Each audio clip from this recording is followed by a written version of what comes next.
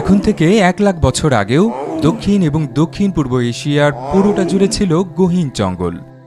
আনুমানিক 70 থেকে 80,000 বছর আগে এই এলাকায় প্রথম আদি মানুষের বসবাস শুরু হলে ধীরে ধীরে সেই জঙ্গলের আয়তন সংকুচিত হতে থাকে, যার আগ পর্যন্ত বিশ্বের বৃহত্তম জঙ্গলের অবস্থান ছিল এই দক্ষিণ এশিয়ায়।